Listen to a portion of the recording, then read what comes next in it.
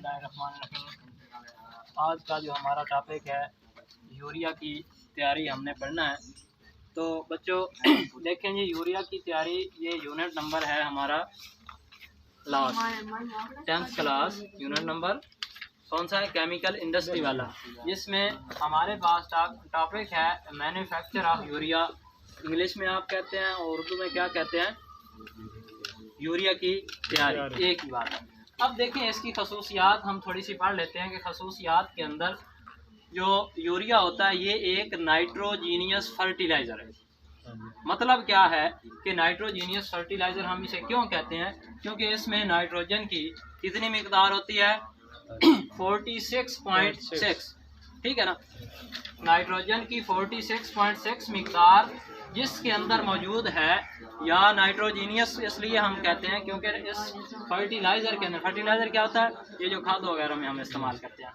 तो देखें इसमें वो जो यूरिया का 90% हिस्सा है, या 90% यूरिया हम कहाँ इस्तेमाल करते हैं? फर्टिलाइज़र के तौर पर इस्तेमाल, मतलब खादों। अब इसके अंदर हम ये देखना चाहते हैं कि रॉ मटेरियल, देखें ना, हमने यूरिया बनाना है तो यूरिया बनाने के लिए कोई चीज़ तो हमें चाहिए।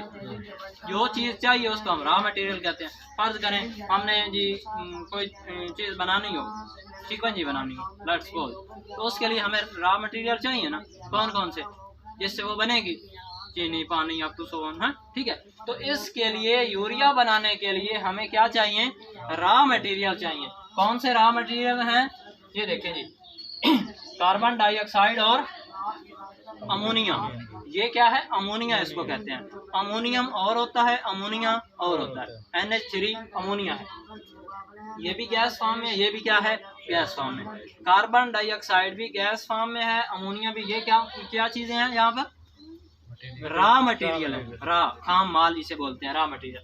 अब रॉ मटेरियल, अब इसके लिए अमोनिया कहाँ से बनेगा? कार्बन डाइऑक्साइड तो हम ले लेंगे, ठीक है ना। तो अमोनिया बनाने के लिए हम क्या करते हैं? एक हाइपर प्रोसेस इस्तेमाल करते हैं। हाइपर प्रोसेस के जरिए क्या हम बनाते हैं? अमोनिया गैस, ठीक है। तो अमोनिया गैस बनाने के लिए हम नाइट्रोजन गैस लेंगे और उसके साथ हाइड्रोजन। नाइट्रोजन और हाइड्रोजन का जब हम रिएक्शन करवाएंगे, टेम्परेचर कितना होना चाहिए? कैटलिस्ट क्या होना चाहिए? कैटलिस्ट आयरन है। आयरन की मौजूदगी में टेम्परेचर हमारे पास 450 डिग्री सेल्सियस होना चाहिए। 450 डिग्री सेल्सियस। और एटमॉस्फेरिक प्रेशर कितना होना चाहिए? 200, ठीक है ना, एटीएम।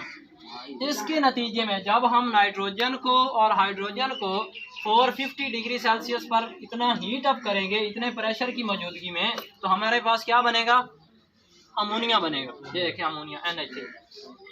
बात करने का मकसद ये है कि हमारे पास रॉ मटेरियल दो चीज़ें हैं। कौन कौन सी? कार्बन डाइऑक्साइड और अमोनिया। तो कार्बन डाइऑक्साइड तो हम हासिल कर सकते हैं, लेकिन अमोनिया बनाने के लिए हम क्या करेंगे? अमोनिया बनाने के लिए हाइपर प्रोसेस इस्तेमाल करेंगे। कौन सा है? जिसके अंदर नाइट्रोजन और हाइड्रोजन का रिएक्शन करवा रहे हैं। कितनी डिग्री सेल्सियस पर? 450 डिग्री सेल्सियस पर। ये Fe क्या है? Fe आयरन है। Fe क्या है? आयरन। ये एज अ कैटलिस्ट इस्तेमाल, कैटलिस्ट का काम होता है कि रिएक्शन को कंप्लीट करवाने के लिए हेल्प करना, ठीक है। तो ये यहाँ पर हेल्पफुल है। अब देखें यूरिया की तैयारी के 3 मराइल हैं, 3 स्टेप्स हैं, ठीक है। कौन कौन से? पहला स्टेप ये है कि अमोनिया और कार्बन डाइऑक्साइड का रिएक्शन हमने करवाना है। 3 स्टेप्स कौन कौन से हैं? पहला स्टेप है अमोनिया और कार्बन डाइऑक्साइड का रिएक्शन। अमोनिया का फार्मूला क्या होता है? NH3 होता है। अब उसका किसके साथ रिएक्शन करवा रहे हैं? कार्बन डाइऑक्साइड के साथ। इसके नतीजे में, अमोनिया और कार्बन डाइऑक्साइड के नतीजे में, या इसके रिएक्शन के नतीजे में हमारे पास क्या बनेगा? अमोनियम कार्बेट बनेगा, ठीक है, अमोनियम कार्बामेट। इसका फार्मूला क्या है? NH2COONH2। अब ये पेपर में क्वेश्चन ये भी पूछा जा सकता है कि अमोनियम कार्बामेट का फार्मूला क्या है, तो आप लिख सकते हैं। अगर आपको आता है तो 2 नंबर आपके आ जाएंगे। अब देखें यूरिया की तैयारी के लिए 3 मराहल में। पहला स्टेप मैंने लिखा है अमोनिया और कार्बन डाइऑक्साइड की तैयारी कैसे होती है? अमोनिया और कार्बन डाइऑक्साइड का रिएक्शन करवाएंगे तो क्या बनेगा? अमोनियम कार्बामेट बनेगा। दूसरा मराहल क्या है कि यूरिया की तैयारी कैसे होगी? इसी में से इसी को हम हीट अप करेंगे। ये हमारे पास क्या बना है? अमोनियम कार्बामेट को जब हीट करेंगे, ठीक है, तो हीट करने के नतीजे में यहाँ से पानी का क्या हो जाएगा? इखराज हो जाएगा। पानी रिलीज हो जाएगा। तो उसके नतीजे में क्या बनेगा, NH2CO NH2। ये क्या चीज़ है, ये यूरिया है। ये क्या है, यूरिया हमने तैयार कर लिया। किस फॉर्म में, लिक्विड फॉर्म में, माय हालत में हमारे पास यूरिया तैयार हुआ है। ठीक है, समझ आई। अच्छा, और साथ में क्या है, वाटर यहाँ से निकल जाएगा इसमें से। NH2COO NH4 में से अगर H2O को इखराज करवाते हैं तो क्या बनता है, यूरिया। यूरिया किस फॉर्म में होता है, लिक्विड फॉर्म में होता है। अब इसकी हमने ग्रेनुलेशन करवानी है, यूरिया की ग्रेनुलेशन। तो इसके लिए हम क्या करते हैं, बहुत ही हाई प्रेशर के जरिए हम गर्म हवा गुजारते हैं, तो वो क्या बन जाते हैं, उसके ग्रेन्स बन जाते हैं। ग्रेन्स क्या होते हैं, छोटे छोटे दाने। यूरिया आपने खाद देखी होगी, हाँ। तो उसमें क्या होता है कि हम क्या करवाते हैं, लिक्विड फॉर्म में हमारे पास होता है ये टावर। हमने अब इसके बाद हमने ये यूरिया की फ्लोशीट डायग्राम बना दिया।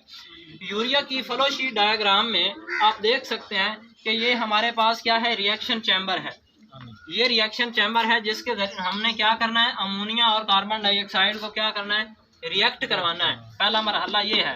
3 प्रोसेस हैं, 3 स्टेप्स हैं। पहले स्टेप के अंदर रिएक्शन चैम्बर है, मतलब इसमें रिएक्शन हो रहा है किसका और किसका, हाँ जी बताएं, कार्बन डाइऑक्साइड का किसके साथ, अमोनिया के साथ। इसका इसके साथ रिएक्शन होगा तो ये कहाँ चला जाएगा, एवेपोरेटर के अंदर। ये स्टीम है। स्टीम क्या होती है, भाप हो, स्टीम। अच्छा, अब एवेपोरेटर दूसरा मराहल है।